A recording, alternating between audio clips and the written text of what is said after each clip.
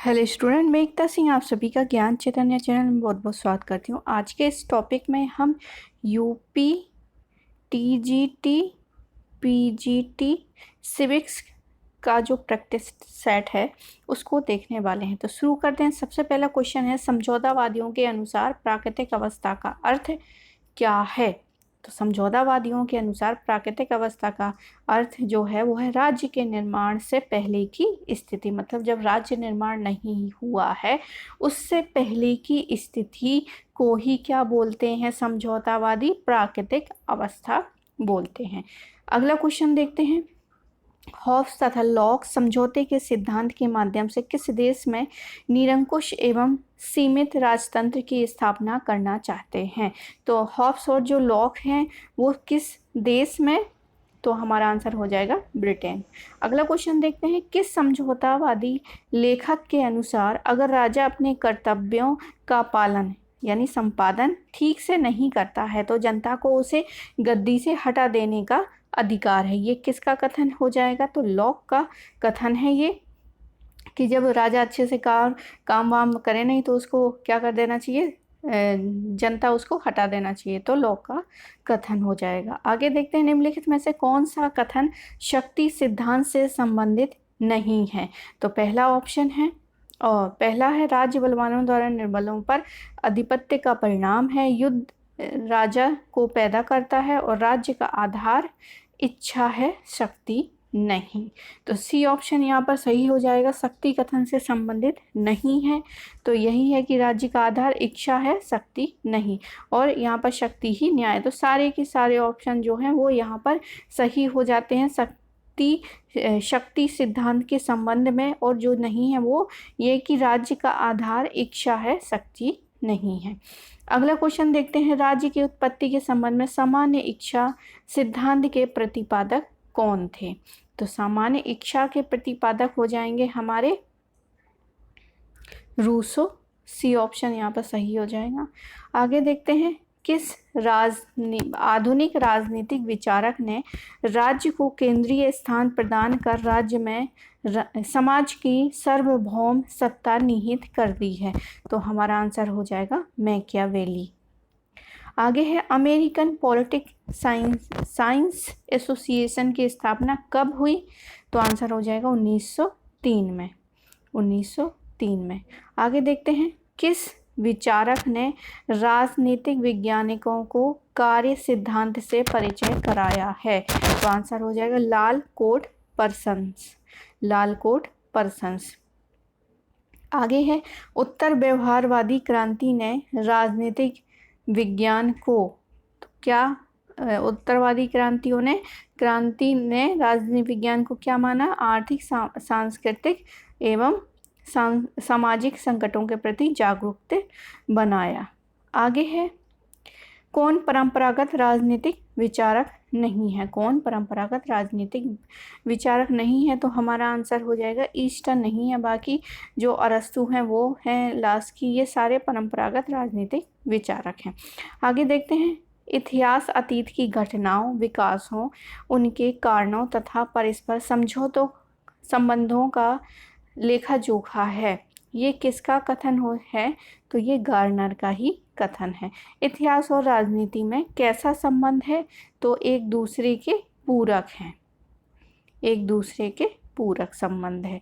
आगे है, राजनीतिक शास्त्र से समाज शास्त्र का संबंध किस प्रकार हो जाएगा? तो समाज शास्त्र का अधिक प्राचीन। अर्थशास्त्र के रचयिता कौन है? तो हमारा आंसर होगा चाणक्य।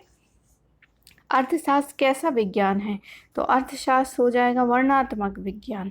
आगे है, मनोविज्ञान व्यक्ति से संबंध क्रियाओं का विज्ञान है, यह कथन किसका है? तो यह कथन हो जाएगा हमारा वुडवर्थ का। अगला है, मनोविज्ञान व्यवहार का सकारात्मक विज्ञान है, ये किसकी युक्ति है? तो ये वाटसन की युक्ति है। अगला है, संप्रभु शब्द की उत्पत्ति हुई है किससे?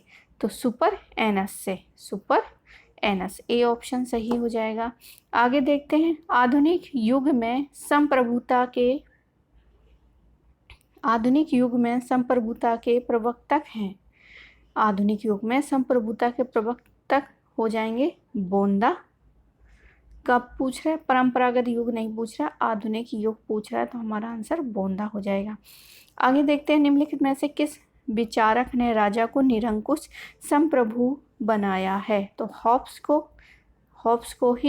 होब्स ने ही राजा को निरंकुश और संप्रभु बनाया है। आगे देखते हैं, राजनीतिक संप्रभुता का अर्थ क्या हो जाएगा? जनता की संप्रभुता। राजनीतिक संप्रभुता का अर्थ है जनता की संप्रभुता। आगे देखते हैं, नामधारी संप्रभुता, एक ये वाला क्वेश्चन, अच्छा, जनता की संप्रभुता। आगे है नामधारी संप्रभुता। नामधारी संप्रभुता किससे संबंधित है? तो नाम मात्र की संप्रभुता से। अगला क्वेश्चन है, सभी कुछ राज्य में निहित है। सभी कुछ राज्य में निहित है, राज्य के बाहर कुछ भी नहीं है, राज्य ही सर्वोपरि है। इस विशेषता का प्रतिपादन, तो इस विशेषता का प्रतिपादन जो हुआ था सर्वाधिकारवाद में था। डी ऑप्शन सही हो जाएगा। आगे है, निम्नलिखित में से संप्रभुता क्या है? तो संप्रभुता हो जाएगी निरंकुशता। अगला है, न्यायालय निम्नलिखित में से किसके निर्मित कानून को लागू करता है? तो यह है राजनीतिक संप्रभुता। लोकतांत्रिक राष्ट्रों में संप्रभुता का निवास निम्नलिखित में से कहाँ होता है? तो जनता में होता है। ये बहुत इजी क्वेश्चन है और ये आता है एग्जाम में। आगे है, निम्नलिखित में से कौन एक संप्रभुता का गुण नहीं है? तो उदासीनता संप्रभुता का गुण नहीं होगा।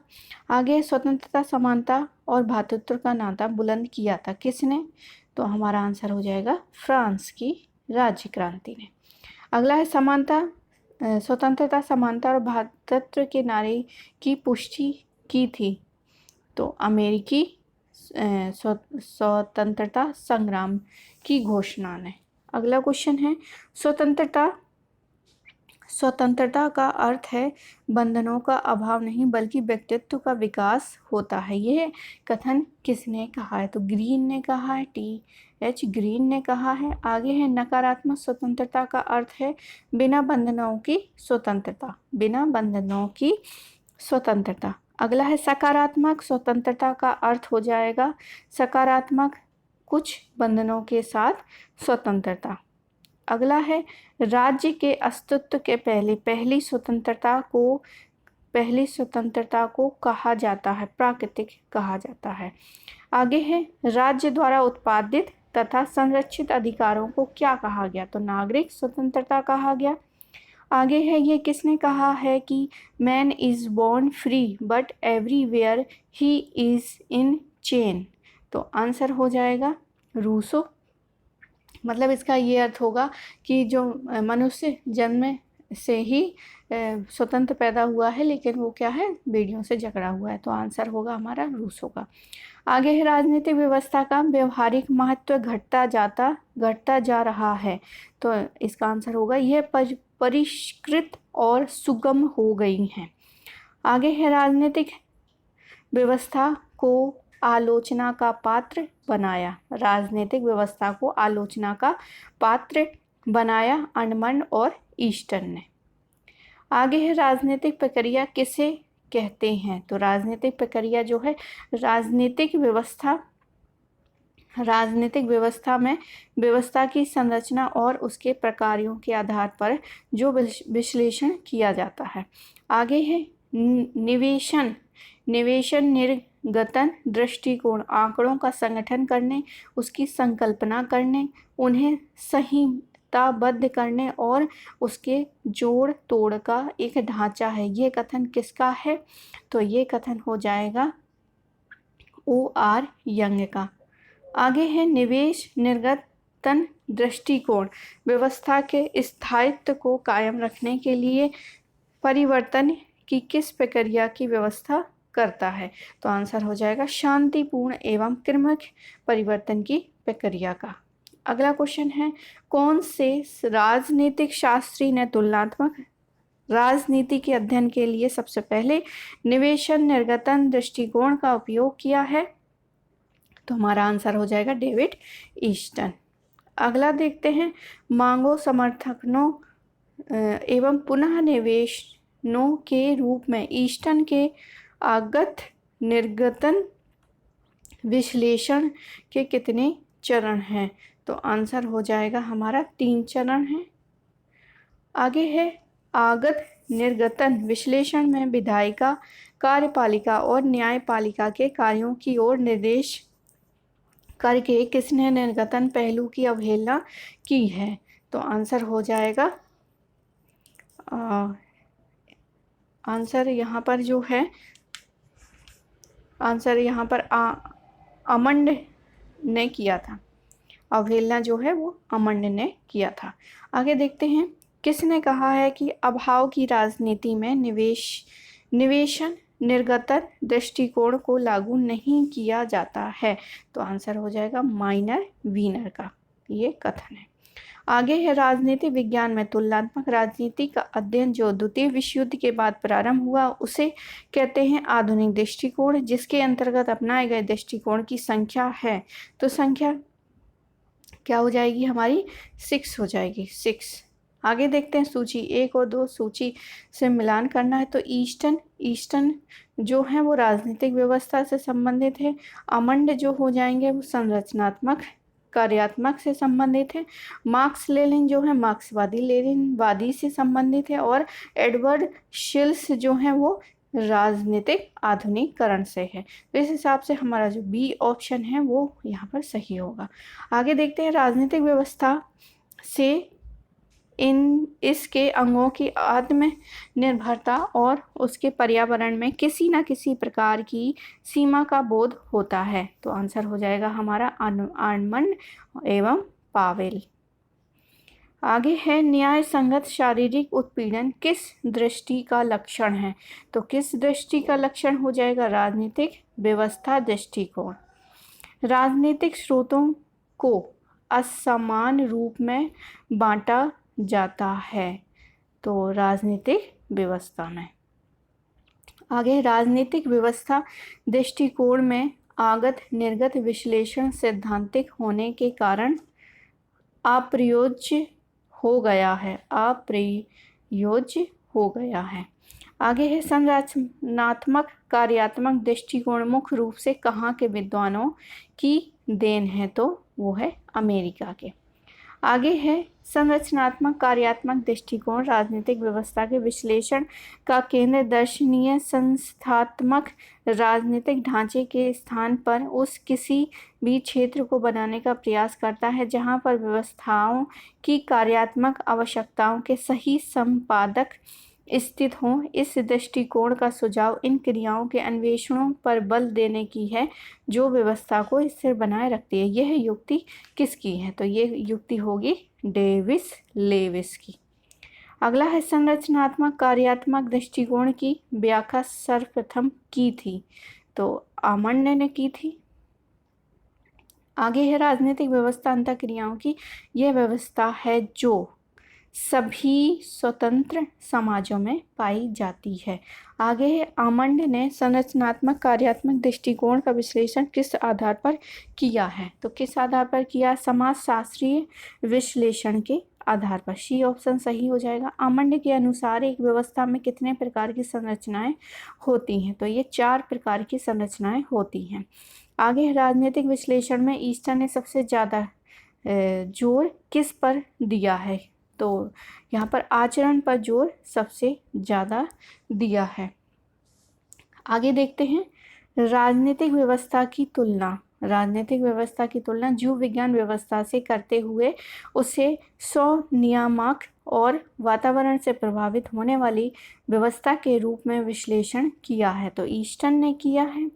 आगे देखते हैं, किसने राजनीतिक अध्ययन के लिए विकासशील देशों का चुनाव किया और वहां की संक्रमणकालीन स्थिति पर अपने विचार व्यक्त किए थे? तो एप्टर जो है वो यहाँ पर सही ऑप्शन हो जाएगा। आगे देखते हैं, राजनीतिक व्यवस्थाओं और उनके तत्वों को और भी छोटे छोटे भागों में उप विभाजित किया जाता है। तो एक्सटीन ने उप विभाजित किया है।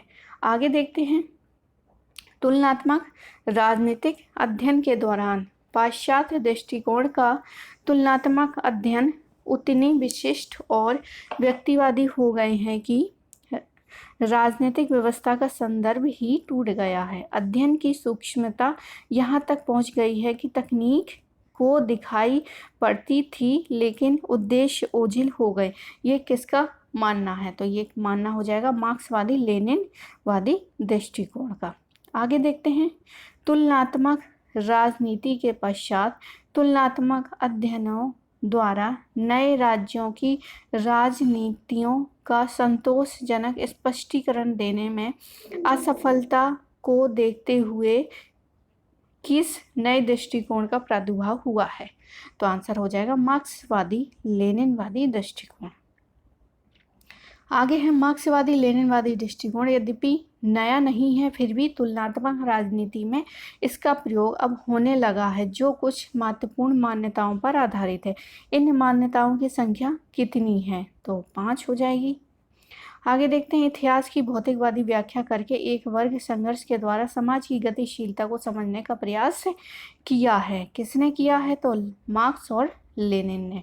बी ऑप्शन यहाँ पर सही हो जाएगा। आगे देखते हैं, किस दृष्टिकोण के समर्थक पद्धति की परिशुद्धता और कठोरता की विशेष परवाह नहीं करते, राजनीतिक क्रमों व घटनाओं को समझने और उनको स्पष्ट करने की चिंता नहीं करते?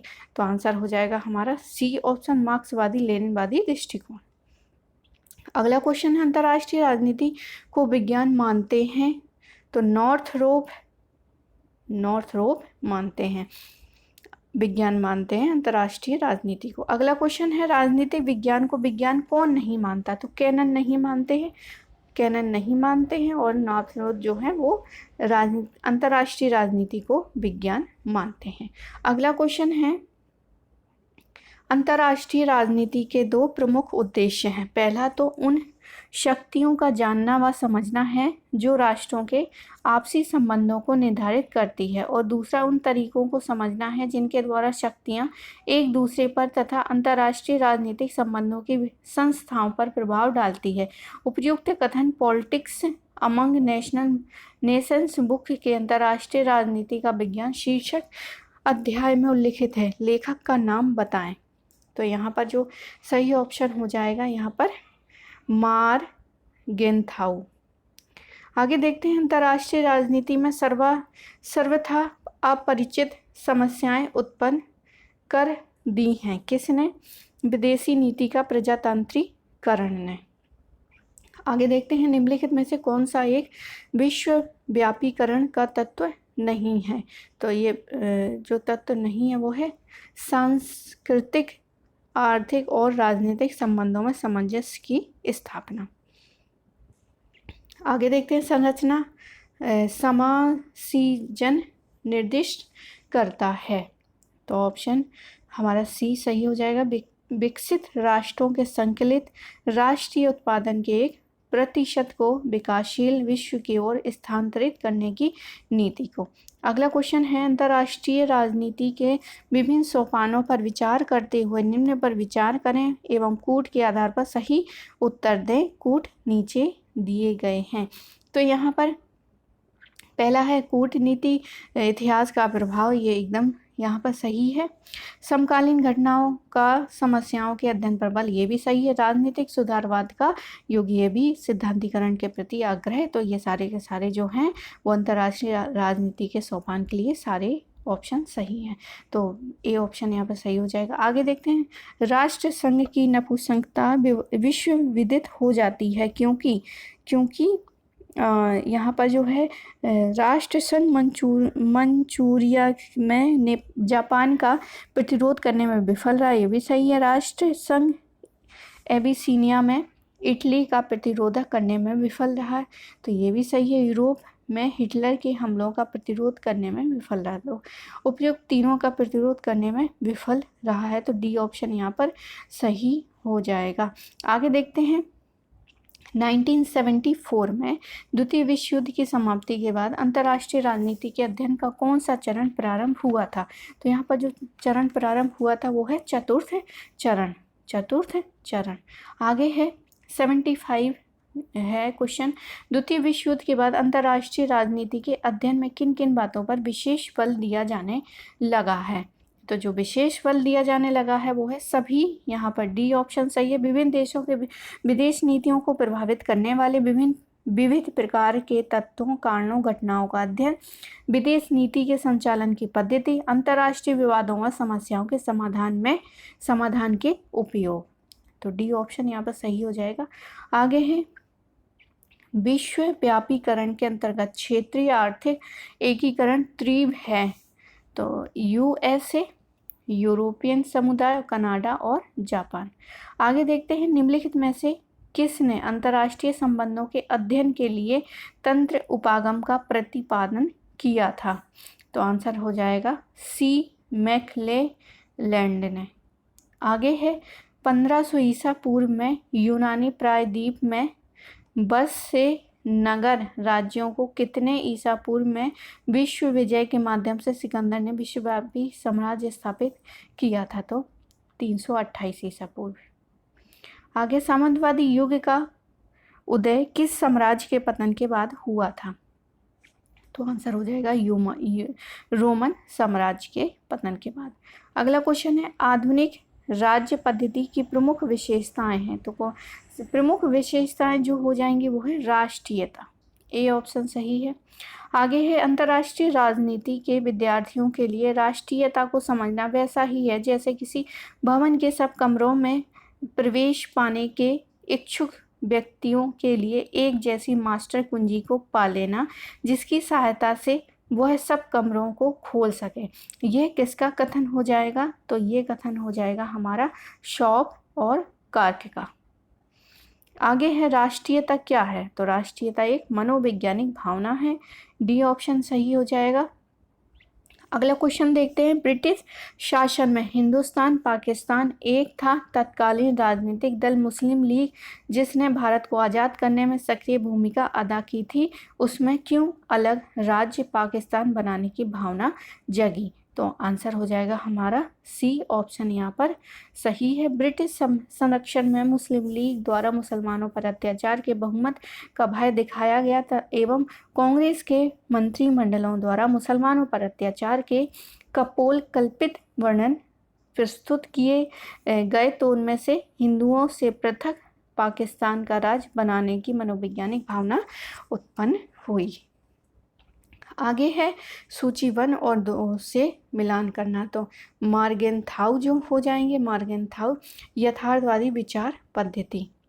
बर्नार्ड कौन है? तंत्र सिद्धांत से संबंधित है। मार्टिन कैपलैन हो जाएंगे निर्णायक उपागम और इमाइल बर्ड हो जाएंगे खेल सिद्धांत से। तो हम इस हिसाब से जो कोड बनेगा वो है सी ऑप्शन यहाँ पर सही हो जाएगा। आगे देखते हैं कथनों पर विचार करना है और फिर नीचे दिए गए कथनों में से कौन सा सही है बताना है। पहला है राजनीतिक विज्ञान में निर्णय निर्माण अध्ययन वे अध्ययन है जो किसी विकल्प के संदर्भ में प्रासंगिक सभी कारकों पर ध्यान केंद्रित करते हैं, ना कि केवल निर्णय निर्माताओं के औपचारिक विधायी संबंधों पर। दूसरा है रिचर्ड इनाइडर के अनुसार निर्णय विश्लेषण परिवर्तनशील अवस्थित पर विचार करने में समर्थ नहीं है। तो यहाँ पर जो सही आंसर है केवल पहला ऑप्शन ही यहाँ पर सही हो जाएगा, तो केवल एक यहाँ पर सही आंसर है। आगे देखते हैं जब तक अंतर्राष्ट्रीय समाज में राष्ट्रीय राज्य की व्यवस्था बनी हुई है तब तक प्रभुसत्ता का विचार बना रहेगा और अंतर्राष्ट्रीय संबंधों के अध्ययन में इसका अनुशीलन अनिवार्य रूप से किया जाता रहेगा। ये किसका कथन है? तो ये पामर और पार्किंसन का कथन है। अगला क्वेश्चन है अंतर्राष्ट्रीय सिद्धांत राज्यों के आपसी संबंधों के बारे में चिंतन की यह परंपरा मात है जो राज्य संबंधी चिंतन के साथ जुड़ी हुई समझी जाती हैं और राज्य संबंधी चिंतन को राजनीतिक सिद्धांत का नाम दिया जाता है। ये किसने कहा था? तो ये कहा था मार्टिन और वाइट ने। आगे है निम्नलिखित कथनों पर विचार करें। तो यहाँ पर कुछ कथन दिए गए हैं, उसमें से बताना है। पहला है व्याख्या की चरम परिणति को सिद्धांत कहते हैं। दूसरा है किसी भी विज्ञान की नियमों की व्याख्या ही सिद्धांत, ये भी सही है। सिद्धांत वे तर्क संगत अनुमान है जो किसी भी घटनाक्रम के मूल कारणों की विवेचना करते हैं। चौथा है सिद्धांत वे प्रस्थापनाएं हैं जिसमें वस्तु की व्याख्या करने का प्रयत्न किया जाता है। तो सारे ऑप्शन सही हो जाएंगे, तो हमारा जो सही ऑप्शन है वो सी ऑप्शन।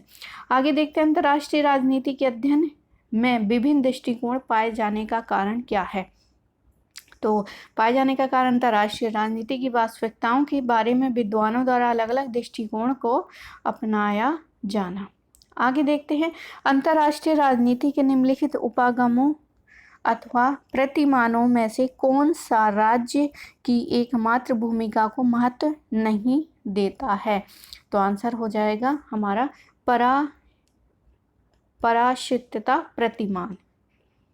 आगे देखते हैं निम्नलिखित में से कौन सा मॉडल संघर्ष की ऐसी स्थिति है जिसमें सभी प्रतिद्वंदी विभिन्न मात्राओं में लाभ की स्थिति में रहते हों का वर्णन करता है।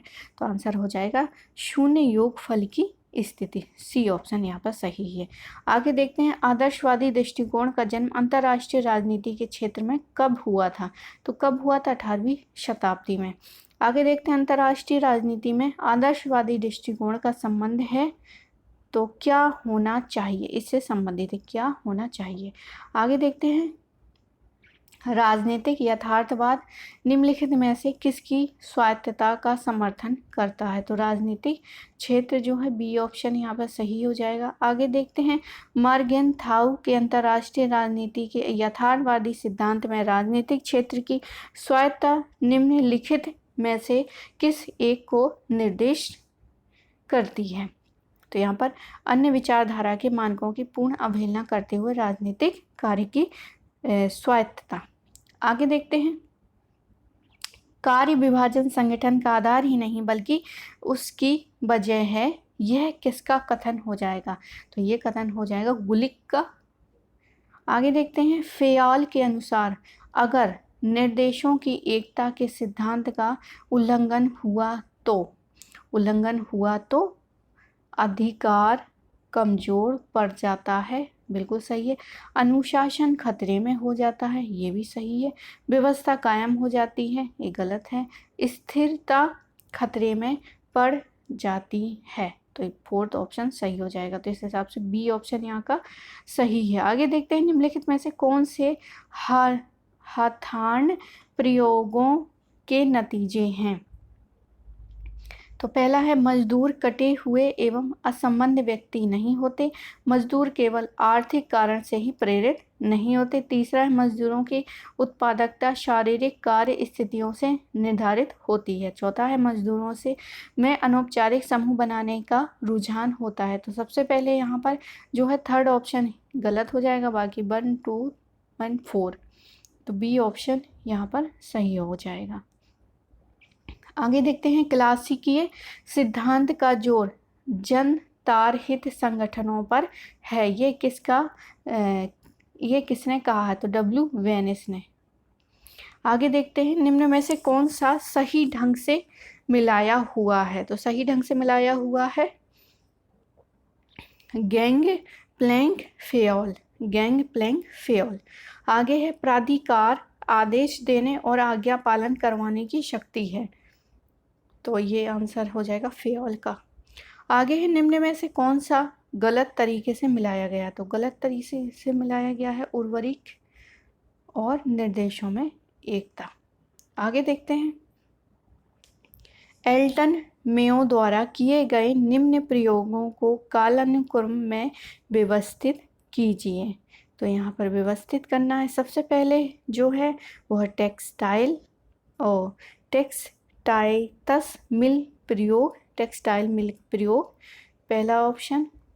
फिर है प्रकाश प्रयोग, फिर है व्यापक साक्षात्कार कार्यक्रम और फिर है बैंक वायरिंग प्रयोग। तो बी ऑप्शन यहाँ पर सही हो जाएगा। आगे देखते हैं हथार्न प्रयोग की चर्चा किस में की गई। तो हथार्न प्रयोग की चर्चा जो है वो की गई है management and the worker, management and the worker. आगे देखते हैं, अक्सर हम मानवीय समस्याओं का समाधान गैर मानवीय साधनों और गैर मानवीय सूचनाओं के जरिए करना चाहते हैं। यह सरल शोध निष्कर्ष है कि एक मानवीय समस्या एक मानवीय समाधान की मांग है। तो रोथ लिस वर्ग, बी ऑप्शन यहाँ पर सही हो जाएगा। आगे देखते हैं, जिस पुस्तक में हथार्न प्रयोग का विस्तार से चर्चा की गई है वो किसके द्वारा लिखी गई है? तो यहाँ पर डी ऑप्शन, F.J. रोथलिसवर्गर व विलियम जे डिक्सन। आगे देखते हैं, निम्नलिखित में से कौन सा जोड़ा सही ढंग से मिलाया गया है? सही ढंग से मिलाया गया है वो है फंक्शन ऑफ एग्जीक्यूटिव 1938। आगे है, कौन सा जोड़ा गलत तरीके से मिलाया गया है? निम्नलिखित में से कौन सा जोड़ा गलत तरीके से मिला है? Human side of enterprise Mayo. आगे देखते हैं, मानव संबंध सिद्धांत के बारे में निम्नलिखित में से कौन सा कथन सही है? तो यहाँ पर कुछ कथन दिए गए हैं, फिर नीचे हमें चुनना है। तो सबसे पहले है, इसमें जनतांत्रिक नेतृत्व की कुशलता का प्रतिपादन किया गया है, सही है। दूसरा, इसमें क्लासिकल सिद्धांत को सुधारा और इसमें वृद्धि की गई है, ये भी सही हो जाएगा। और जो सही है वो है, इसमें औपचारिक संगठन में अनौपचारिक संबंधों पर जोर। जो गलत है हमारा वो है, आर्थिक मनुष्यों की अवधारणा का समर्थन किया गया है। तो इस हिसाब से हमारा जो बी ऑप्शन है वो यहाँ पर सही हो जाएगा। आगे देखते हैं, मानव संबंध सिद्धांत के किस बात पर ध्यान केंद्रित करता है? तो ध्यान केंद्रित करता है सबसे पहले सामाजिक कारण और फिर है मनोवैज्ञानिक कारण। तो 2 और 4, तो सी ऑप्शन सही है। व्यवहारवादी उपागम के बारे में निम्नलिखित में से कौन सा कथन सही है? तो पहला हो जाएगा, इसका सरोकार मानव व्यवहार के वैज्ञानिक अध्ययन से है। इसकी शुरुआत जो है चेस्टर बर्नार्ड ने की और इसका विकास साइमन ने। इसका साहित्य सुझावात्मक ना होकर वर्णनात्मक है। और तो यहाँ पर जो कथन सही है वो सेकंड ऑप्शन यहाँ पर गलत हो जाएगा, पहला, तीसरा और चौथा। तो इस हिसाब से सी ऑप्शन यहाँ पर सही होता है। आगे देखते हैं, बर्नार्ड के अनुसार किसी संगठन में प्राधिकार तभी स्वीकार जाता है जब क्या हो, जब संचार को समझा जाए। जब संचार को समझा जाए, बिल्कुल सही। जब वह संगठन उद्देश्यों से संगति में हो, ये भी सही है। जब वह व्यक्ति के निजी हित के लिए हानिकारक हो, तो ये गलत हो जाएगा। जब वह व्यक्ति के शारीरिक और मानसिक क्षमता से परे ना हो, तो सी ऑप्शन यहाँ पर सही हो जाएगा। तटस्थता के क्षेत्र की अवधारणा किससे जुड़ी हुई है? प्राधिकार से, सी ऑप्शन। आगे है, व्यवहारवादी उपागम ने किस बात पर ध्यान केंद्रित किया है? तो संगठनों में व्यक्तियों और समूहों का वास्तविक व्यवहार। आगे है, संलयन प्रक्रिया सिद्धांत का श्रेय किसको जाता है? तो किसको जाता है? आर्गीरिस और साइमन, सी ऑप्शन सही है। व्यवहारवादी उपागम के बारे में निम्नलिखित में से कौन सा कथन सही है? तो जो सही कथन होगा वो है, यह संगठित व्यवहार को समझने का प्रयास करता है, यह प्रशासन के सिद्धांत को खारिज करता है और इसके आरंभ की पड़ताल हथार्न अध्ययन में की जा सकती है। तो इस हिसाब से हमारा सी ऑप्शन यहाँ पर सही हो जाएगा। आगे देखते हैं, निम्न में से कौन सा गुण व्यवस्था उपागम का नहीं है? तो यह निश्चितवादी है। आगे है, हार्वर्ड ए साइमन का योगदान किस क्षेत्र में महत्वपूर्ण है? निर्णय प्रक्रिया। अगला क्वेश्चन है, व्यवहारवादी उपागम का सरोकार किससे नहीं है? तो सुझाव से नहीं है, सुझाव जो है वो सही हो जाएगा। आगे देखते हैं, किसने कहा था कि सबसे पहले के किसी विज्ञान सिद्धांत हो जिसके पास अवधारणा होनी चाहिए? तो ये ऑप्शन है साइमन का। आगे, सामाजिक व्यवस्था स्कूल का पिता किसे माना जाता है? तो यहाँ पर सही आंसर हो जाएगा बर्नार्ड। अगला क्वेश्चन है, बर्नार्ड के अनुसार इनमें से कौन सा संगठन का तत्व नहीं है? तो आंसर हो जाएगा योगदान, संतुष्ट, संतुलन। किसे सामूहिक गति का पिता माना जाता है? तो कार्ट लेविन को। बर्नार्ड के अनुसार कार्यकारिणी के कार्यों में कौन सा शामिल नहीं है? तो अनौपचारिक परिघटना के विकास पर रोक लगाना। आगे व्यवस्था की अवधारणा के बारे में कौन सा कथन सही है?